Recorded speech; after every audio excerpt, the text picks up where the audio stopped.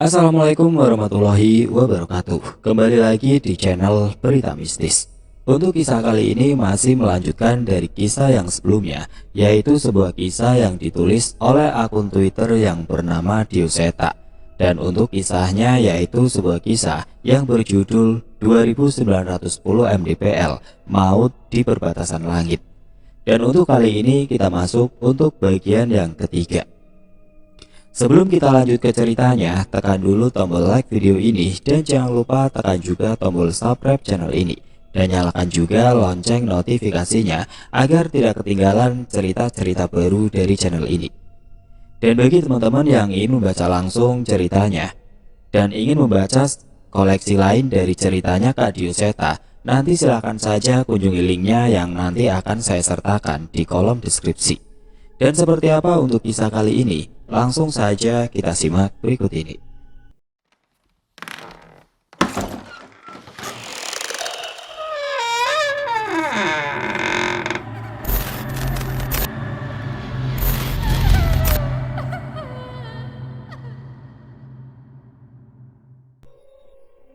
Cukup lama aku berlari di tengah hujan ini hingga aku memastikan sosok-sosok tadi tidak mengikuti.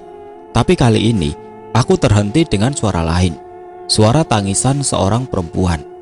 Suara tangisan yang bercampur dengan hujan itu terus terdengar sepanjang aku berjalan.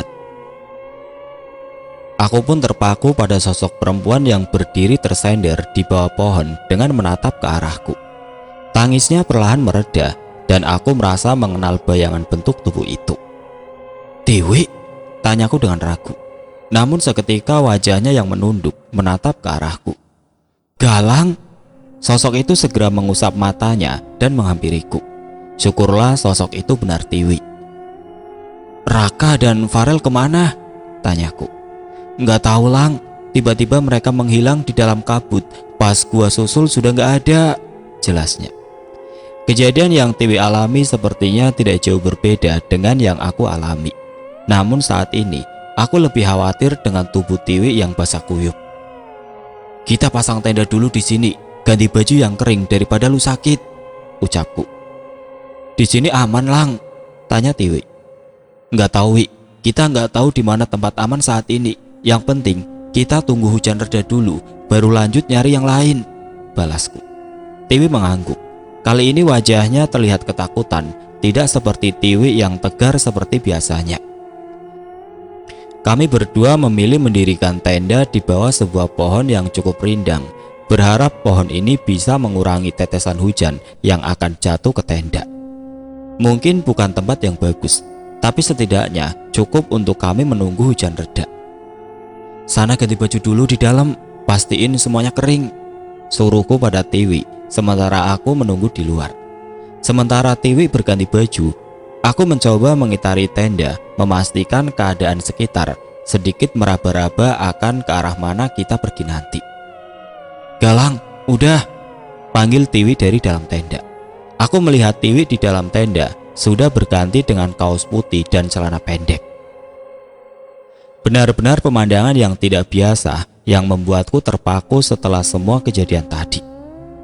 "Kenapa Lang?" tanya Tiwi yang mungkin heran melihatku melamun. "Celana panjang lu mana? Pakai celana gituan sih cari penyakit," ucapku berusaha mengingatkan Tiwi. "Agak basah Lang, ntar gua masuk sleeping bag biar gak kedinginan." "Tenang aja," balas Tiwi. Mendengar ucapannya, aku hanya menggeleng dan mulai mengganti baju di dalam tenda dengan meminta Tiwi berbalik arah. Aku pun mengikuti ucapan Tiwi untuk menggunakan sleeping bag untuk menghangatkan tubuh.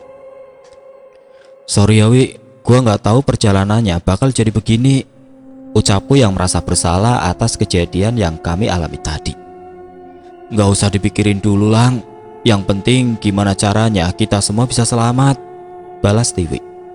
Tiwi pun mengambil beberapa makanan ringan dari tasnya dan memberikannya padaku. "Lu pasti nggak makan kan dari tadi? Nih, jangan sampai malah lu yang sekarat," ucap Tiwi yang memberikan sebungkus wafer coklat untukku. Benar juga, sedari berangkat aku belum sedikit pun mengisi perutku barang sedikit pun. Kejadian tadi benar-benar membuatku lupa untuk mengisi perutku. "Thank you Wi," Lu kalau mau tidur nggak apa-apa, gue jagain. Enggak Lang, gue nggak ngantuk. Kita ngobrol-ngobrol aja biar nggak kedinginan. Kami masing-masing duduk bersebelahan bersandar pada tas carrier kami yang kering karena terlindung oleh raincoat sambil menikmati suasana hujan di dalam tenda. Aku menyalakan lampu dari senter kecilku untuk menerangi sisi dalam tenda sambil berbincang perbincangan kecil. Keren juga nih tenda, nggak ada yang bocor, ucapku random mencari bahan pembicaraan di malam itu. Wajar lah, udah sewa mahal-mahal kalau sampai bocor. Kita suruh ganti profesi aja, jangan jadi rental tenda. Terus jadi apa? Rental PS gitu? Kebagusan, rental dingdong aja, yang pakai koin. Terus kiosnya bocor kalau hujan. Buset, ketahuan banget umur lu. Aku sedikit tertawa. Sepertinya dengan kehadiran Tiwi, rasa tegangku tadi mulai sedikit berkurang. Aku melihat tangan Tiwi sedikit gemetar kedinginan. Sebuah korek api gas kuambil dari dalam tas. Aku mengambil kedua tangan Tiwi dan menyalakan api dari korek itu. Setidaknya api kecil itu sedikit berhasil menghangatkan tangan kami yang saling bertumpuk, sekaligus semakin menerangi sisi dalam tenda ini. Enak Lang, hangat, ucap Tiwi sambil semakin mendekatkan tubuhnya ke arahku dan menyenderkan tubuhnya. Saat itu jantungku berdegup tidak beraturan. Belum pernah aku merasa segrogi ini saat berdekatan dengan Tiwi. Dingin, tidak. Tidak itu saja. Kali ini justru perasaan panas dingin yang aku rasakan saat Tiwi berada sedekat ini padaku. Ia juga seperti menikmati suasana di dalam tenda dengan penerangan seadanya yang menurutku malah terkesan romantis. Apakah salah bila jatuh cinta pada sahabat sendiri? Tiba-tiba pemikiran itu muncul di kepalaku, disusul dengan berbagai pikiran berandai-andai yang membuatku seolah ingin tersenyum sendiri. Apa Tiwi hanya terbawa suasana, atau mungkin dia juga memendam rasa? Entahlah, yang pasti aku tidak ingin merusak persahabatan kami berempat hanya karena hal seperti ini. Mungkin yang terbaik saat ini adalah menikmati momen yang mungkin tidak akan terulang sebaik-baiknya. Tapi, Tiwi, kamu cantik. Siapapun yang berhasil menaklukkan hatimu, pasti dia adalah orang yang beruntung. Seandainya pun aku bisa berharap, semoga orang itu adalah salah satu dari kami bertiga. Aku, Raka, atau Farel. Aku yang tidak sengaja tertidur, terbangun dengan suara petir yang menggelegar. Sepertinya aku tertidur sebentar. Tiwi yang bersandar di bahuku juga ikut terbangun dengan suara itu. Sorry Lang, malah jadi betah gua, ucap Tiwi sambil mengucek matanya. Ya elah, santai aja kali. Kalaupun mau dilanjutin juga gak apa-apa kok. Sayangnya kalimat kedua itu hanya terucap dalam hati, tanpa mampu untuk keluar dari mulutku. Samar-samar aku merasakan suara hujan mulai mereda, dan hanya tersisa suara gemuruh guntur yang perlahan juga mulai menghilang. Kami pun membereskan barang-barang kami yang berada di tenda dan berniat mengecek kondisi di luar. Dengan berhati-hati aku membuka resleting pintu tenda dan ternyata hujan memang sudah mulai berhenti. Sayangnya kabut tipis mulai kembali mengelilingi sekitar kami. Tiwi pun ikut mengintip ke arah luar dan segera menyilangkan tangannya karena merasa kedinginan dengan hawa di luar. Srak, srak. Terdengar suara seperti benda diseret tidak jauh dari tenda kami, tepat setelah hujan benar-benar berhenti. Suara apa itu Lang? Tanya Tiwi sambil berbisik. Gak tahu Wi, perasaanku gak enak, jawabku sambil mencoba menengadahkan kepalaku ke arah luar. Serak, serak. Suara itu terdengar lagi tidak jauh dari sebelah tenda kami. Tiwi mengambil senter dan menodongkannya ke arah suara itu. Sial, sungguh mengerikan. Sekali lagi kami melihat suatu hal yang seharusnya tidak bisa kami lihat. Tiwi, matiin senternya, ucapku memberi isyarat pada Tiwi. Tiwi yang juga melihat hal itu segera mematikan senternya. Wajahnya seketika pucat dan tubuhnya gemetar. Tepat sesudah hujan berhenti, tiba-tiba di sekitar tenda kami muncul orang-orang dengan tubuh yang tidak utuh dan wajah yang penuh borok berjalan menuju satu tempat dengan menyeret beberapa makhluk seperti manusia dengan tubuh yang sudah membiru. Beberapa dari mereka membawa obor, seolah memang membutuhkannya untuk menerangi jalan. Apalagi itu, Lang? Suara Tiwi terdengar bergetar. Gak tahu, Wi. Cepet masuk. Semoga mereka gak sadar dengan keberadaan kita. Balasku yang segera kembali menutup pintu tenda. Tiwi terlihat meringkuk ketakutan dengan senter yang tergenggam erat di tangannya. Secara refleks aku memeluknya dengan harapan bisa mengurangi rasa takutnya, walaupun dalam hati aku pun merasakan hal yang sama.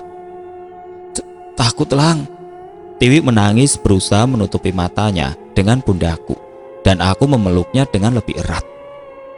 Serak, serak, serak. Suara itu terdengar semakin mendekat.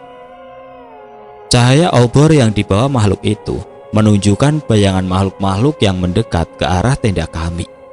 Tiwi semakin menangis, namun aku mencoba menutup mulutnya agar tidak menimbulkan suara. Terlihat bayangan-bayangan dari sisi tenda kami saat makhluk-makhluk itu berjalan ke satu arah dengan menyeret sesuatu seperti jasad manusia. Sayangnya, bukannya segera menghilang. Makhluk itu malah berdatangan semakin banyak. Kami menunggu dalam ketakutan, berharap kami bisa selamat dari hal ini.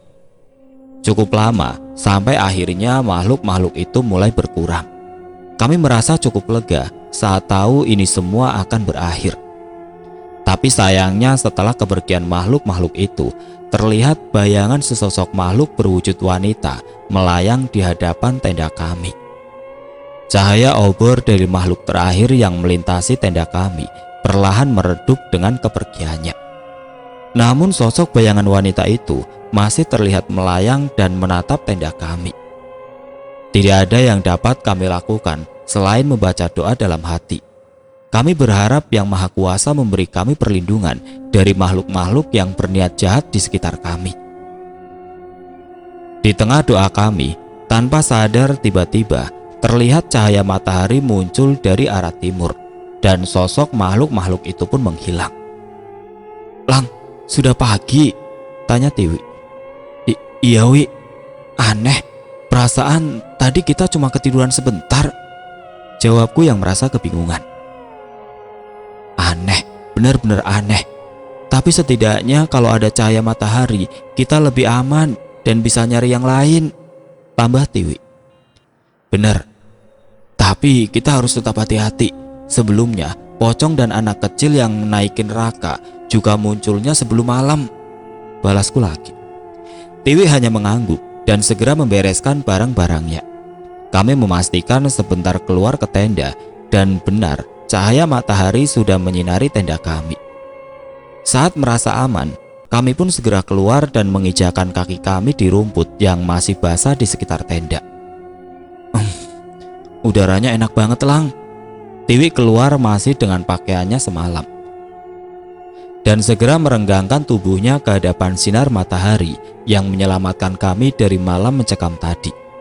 Ternyata hutan tempat kami bermalam tadi tidak jauh dari sebuah jurang yang menunjukkan pemandangan permadani hijau dengan cahaya matahari yang muncul dari salah satu sudutnya.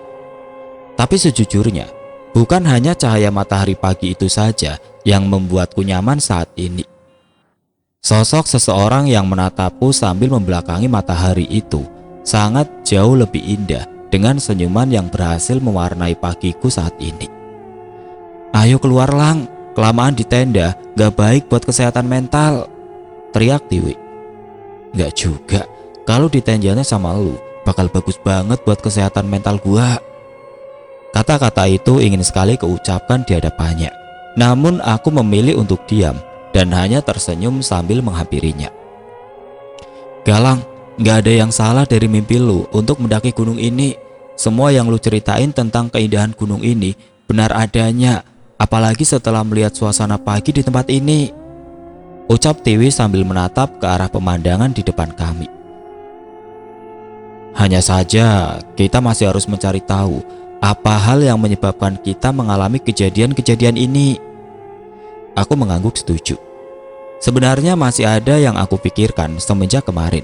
Mungkin aku bisa membicarakannya pada Tiwi. Sebenarnya gua ada suatu hal yang bikin gua kepikiran, Wi, ucapku. Kenapa, Lang? Semenjak Farel mendengar suara gamelan di perjalanan di pos 1, kita mulai ngerasain hal-hal aneh kan? Ucapku. Terus? Gua ngerasa setelah itu, apalagi setelah jalur yang kita lewati berkabut, kita seperti benar berjalan di jalur pendakian, tapi di sisi alam lain. Udara pagi yang dingin menemaniku dan Tiwi di jalur pendakian yang aneh ini.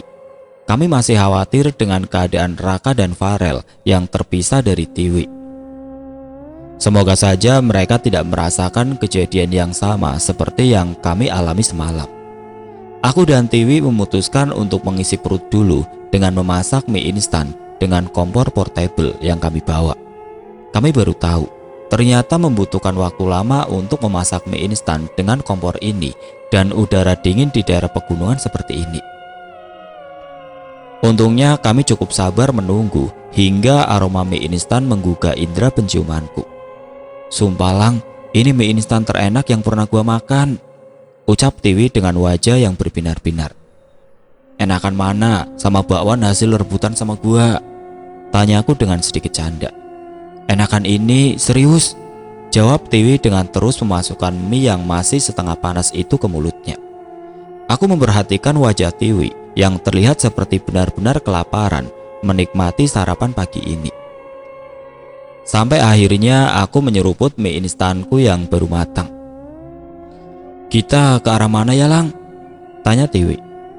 Gua bawa kompas sih, tapi nggak tahu cara makainya. Kalau di gunung begini, kita tetap harus cari jalan setapak, jawabku. Buka aja kompasnya, paling nggak bisa jadi patokan kita supaya nggak balik lagi ke jalur sebelumnya, balas Tiwi. Benar juga, walaupun tidak bisa menunjuk arah, kompasku bisa digunakan untuk menandai agar kami tidak berputar-putar di jalur yang sama. Aku mencoba mengingat jalur yang aku lewati kemarin dan memilih menuju sebaliknya yang terlihat menanjak. Wih, kalau kita sudah ketemu Raka dan Farel, apa kita turun aja?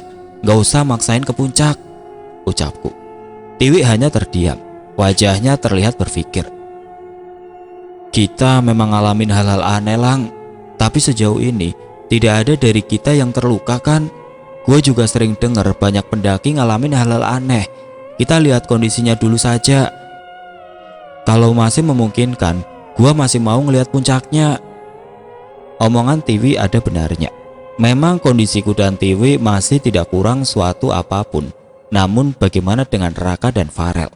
Selain itu, aku masih merasakan perasaan tidak enak dari perjalanan ini.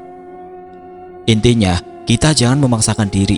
Keadaan kita yang tersesat saat ini juga pasti membuat Raka dan Farel khawatir, ucapku yang segera disetujui oleh Tiwi. Sebenarnya perjalanan pagi ini masih terasa aneh olehku. Tidak ada suara binatang ataupun serangga hutan seperti yang biasa terdengar.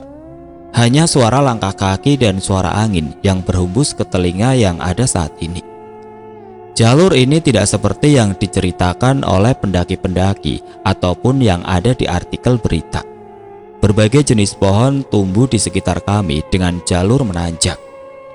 Luasnya dataran di tempat ini tidak menunjukkan bahwa ini merupakan jalur pendakian pada umumnya. Tapi sebisa mungkin, aku tidak ingin membuat Tiwi panik dan tetap berusaha mencari cara untuk keluar kembali ke jalur pendakian. BTW, Lang, kamu kan terobsesi sama Merapi. Kenapa kamu gak masuk UKM Mapala aja? Tanya Tiwi. Sebuah pertanyaan yang wajar. Seharusnya bergabung dengan Mapala, memang aku bisa jadi lebih mudah untuk mencapai tempat ini. Awalnya memang kepikiran ke sana, Wi, tapi gue takut sama acara penerimaannya. Tahu sendiri, Mapala di kampus kita sekejam apa.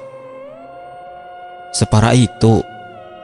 Gue pernah nonton dokumentasinya, acara penerimaannya di kaki gunung, terus kayak di ospek lagi di sana. Ada cerit malam sama senior-senior yang sudah siap mencaci maki, balasku lagi. Dan lu mundur karena itu? Tanya Tiwi lagi. Sebenarnya mereka gak salah. Mereka ngajarin disiplin dan melatih mental supaya bisa survive di alam. Tapi ya guanya aja yang ngerasa nggak srek, jawabku lagi. Padahal katanya cewek-cewek yang join Mapala juga cakep-cakep loh, nggak nyesel, balas Tiwi dengan sedikit menggoda. Enggak, kan ada elu, jawabku spontan. Tiwi pun menoleh ke arahku, seolah mengharapkan penjelasan dari perkataanku barusan. Tidak ada niat apa-apa, tapi memang semenjak ada Tiwi di kelompok kami, aku hampir tidak ada niat untuk ngecengin perempuan lain. Iya, kan ada elu yang merhatiin kita. Buat gua sementara itu aja cukup. Tiwi tidak membalas perkataanku, namun sepertinya aku sedikit melihatnya tersenyum. Matahari terlihat semakin meninggi. Udara pun tidak sedingin tadi, namun perasaan yang sama seperti kemarin kembali kurasakan.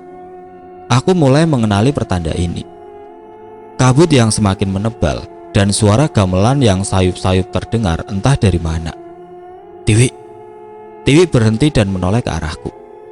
Jangan jauh-jauh, jangan sampai kita terpisah. Firasatku nggak enak lagi, jelasku. Kabut ini ya? Tanyanya. Aku mengangguk dan Tiwi pun mendekat ke arahku. Tidak berapa lama setelahnya, angin mulai berhembus tenang, membawa kabut itu semakin turun dan semakin tebal. Aku menyadari jarak pandang kami pun semakin lama semakin sempit. Kami tidak lagi bisa melihat posisi pohon yang berada jauh dari tempat kami berada. Tiwi berinisiatif menggandeng tanganku agar tidak terpisah. Kini kami benar-benar berhati-hati. Kabut ini mungkin adalah kabut yang sama dengan yang membuatku terpisah dari yang lainnya. Galang, apa nggak bahaya kita terus jalan di kabut setebal ini? Tanya Tiwi. Kita hati-hati aja, kalau semakin bahaya kita putuskan nanti. Lagi pula kemanapun arah kita, hanya kabut ini yang terlihat. Jawabku yang sebenarnya juga ingin segera pergi dari situasi ini. Di tengah-tengah perjalanan kami, tanpa sadar kami sampai di suatu tempat yang menyerupai hutan dengan sebagian pohon yang sudah kering. Aku tidak dapat melihat ujung pohon di hutan ini dengan jelas di dalam kabut setebal ini. Kami berjalan perlahan. Suara gamelan masih terdengar mengiringi kami.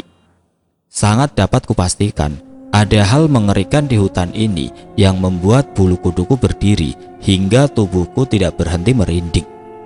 Akhirnya perasaan itu terjawab saat samar-samar aku melihat bayangan dari dalam kabut berwujud seperti manusia tergantung dan berayun hampir di setiap pohon di hutan ini. Aku ingin memastikan apakah itu manusia atau bukan. Namun tunggu, tubuh yang menggantung itu tidak memiliki kepala. Aku memutuskan untuk tidak mencari tahu lebih lanjut dan mencoba fokus untuk mencari jalan keluar dan menggenggam tangan Tiwi dengan lebih erat. Gak usah dilihatin, Wi, kita cepet-cepet cari jalan keluar dari hutan ini aja, ucapku setengah berbisik pada Tiwi. Gua ngikutin lu aja, Lang, gua gak berani lihat ke atas, balas Tiwi yang terus merunduk sambil menggenggam tanganku. Jantungku semakin berdegup kencang, namun aku berusaha tetap tegar agar Tiwi tidak lebih panik. Tetapi tetap saja, siapa yang bisa tenang saat berada di tengah hutan yang berselimut kabut dengan berbagai sosok mengerikan tergantung di atas pohon, ditemani dengan suara gamelan yang mendayu perlahan. Tangan Tiwi tiba-tiba menggenggam dengan sangat erat. Aku merasakan tangannya gemetar tidak karuan. Hingga akhirnya aku memutuskan untuk berhenti memastikan keadaannya. Kepala, Lang. Tiwi berusaha menahan rasa takutnya. Aku pun masih meraba apa maksudnya. Di sekitar kita banyak kepala yang merhatiin kita. Rupanya niat Tiwi berjalan menunduk tanpa mau melihat sosok yang berada di atas. Justru berakhir dengan dirinya yang berpapasan dengan sebuah kepala yang menggelinding tepat di bawah kakinya dan menatapnya. Tenang, Wi, kita bakal keluar dari tempat ini, ucapku berusaha meyakinkan dia. Ingin sekali aku berlari di tengah kabut ini. Namun keputusan yang tergesa-gesa pasti akan membawa kami ke keadaan yang lebih buruk lagi. Ada yang memperhatikan kami. Jauh dari dalam hutan, Aku melihat seperti sosok laki-laki berjanggut memperhatikan kami dari kedalaman hutan. Sepertinya itu adalah manusia, sama seperti kami. Dia berjalan mendekat. Awalnya aku berpikir mungkin orang ini bisa membantu kami pergi dari hutan ini. Sayangnya hal aneh terjadi. Lang, aneh, kepala-kepala itu kelihatan ketakutan, ucap Tiwi yang sudah berhasil menahan rasa takutnya. Bener Wi, tubuh yang tergantung di atas seperti memberi reaksi yang aneh, tambahku. Kami mulai ragu untuk mendekati orang itu. Tapi jika bukan dia, apa ada lagi yang bisa membantu kami keluar dari tempat ini? Sebenarnya aku berniat mengambil resiko untuk menghampirinya. Namun Tiwi menarik tubuhku sekuat tenaga. Jangan Lang, mungkin orang itu bisa menolong kita Wi. Kita pergi aja, kita coba cari jalan keluar sendiri. Ayo Lang, sebelum dia makin dekat, ucap Tiwi setengah memohon. Awalnya aku tidak berniat mendengarkan ucapan Tiwi. Namun sebelum aku melangkah, tiba-tiba terlihat aku mendengar langkah kaki dari arah sebaliknya. Spontan aku menoleh dan terlihat sosok lain di sana yang berjalan dengan memanggul sebuah tas carrier besar. Tiwi, itu ada pendaki lain, ucapku pada Tiwi. Tiwi melongokkan wajahnya ke arah tempatku menunjuk. Iya Lang, itu pendaki, balasnya dengan senyuman lega. Kami pun segera mempercepat langkah kami untuk mengejar orang itu.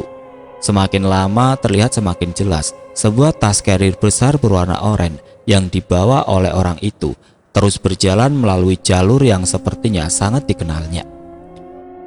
Tidak seperti tadi. Kini kami seperti mulai keluar dari hutan dan kembali ke jalan setapak yang berbentuk seolah sering dilalui. Mas, teriakku mencoba memanggil orang itu. Namun ia terus berjalan seolah tidak mendengarkanku. Ia terus berjalan dengan semakin cepat, menaiki jalan yang beberapa kali dihalangi jalan bebatuan. Pohon-pohon tinggi yang tadi mendominasi sekitar kami perlahan tidak lagi terlihat dan berganti dengan jalan bebatuan. Aku mulai melihat kembali jurang-jurang di sisi jalan yang kami lewati. Sosok kakek berjanggut panjang yang sebelumnya menghampiri kami pun sudah tidak terlihat. Mas, berhenti Mas, ucapku. Iya Mas, tolong berhenti, kita ikut sampai ke pos terdekat, tambah Tiwi. Seolah mulai bereaksi terhadap panggilanku, pendaki itu pun berhenti. Aku cukup lega dan sejenak menarik nafas dan berjalan dengan sedikit lebih santai setelah cukup lelah mengejarnya tadi.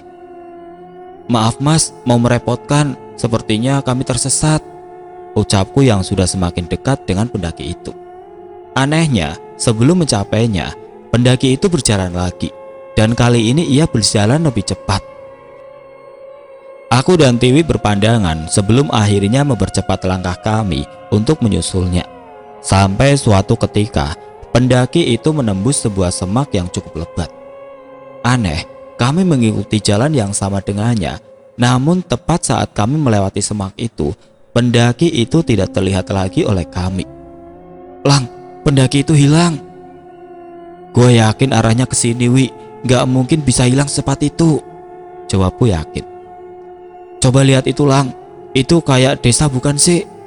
Tanya Tiwi sambil menunjuk pada sebuah tempat yang terlihat berdiri beberapa bangunan.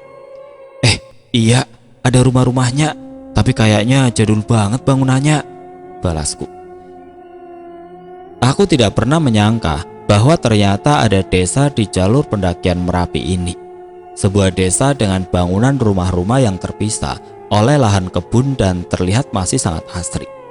Hampir tidak ada kabel listrik berseliweran di sana. Gua nggak pernah tahu ada desa tertinggal di Merapi, tapi setidaknya mereka harusnya bisa memberitahu kita arah untuk ke jalur yang benar kan Wi? Aku meminta pendapat pada Tiwi. Iya Lang, sekalian kita ngisi air kita, ucap Tiwi sambil memamerkan botol minumnya yang airnya hanya tinggal seperempat. Kami berjalan melewati sebuah jalur rembutan yang memisahkan desa ini dengan tempat kami berada tadi. Namun sebelum sempat masuk ke desa, samar-samar aku merasakan ada seseorang seolah berdiri jauh di belakang kami. Aku menoleh ke belakang sekedar untuk memastikan. Tiwi pun spontan melakukan hal yang sama saat melihat reaksiku. Saat itu, kami melihat hal yang sama. Di perbatasan hutan tempat kami melihat berbagai sosok di balik kabut. Berdiri seorang pendaki menggunakan tas carrier oranye menghadap ke arah kami. Kini kami tahu mengapa ia tidak pernah menengok saat kami panggil, karena sekarang kami bisa melihat pendaki itu dengan jelas. Ia masih berdiri menghadap ke arah kami dengan memegangi tali ransel di pundaknya, namun tanpa ada kepala yang menempel di lehernya. Anehnya, aku tidak merasa takut saat mengetahui kenyataan ini. Mungkin karena di satu sisi, keberadaannya menyelamatkan kami dari dalam hutan mengerikan itu. Sebenarnya aku masih penasaran, apakah pendaki itu memang berkentayangan di sekitar hutan ini, atau memang bermaksud ingin membantu kami keluar dari hutan dan menjauhi sosok kakek berjanggut itu. Yang pasti, aku merasa terselamatkan dengan kehadirannya.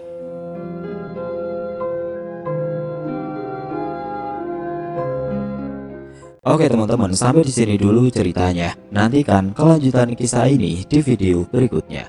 Agar tidak ketinggalan, klik tombol subscribe channel ini dan nyalakan lonceng notifikasinya. Wassalamualaikum warahmatullahi wabarakatuh.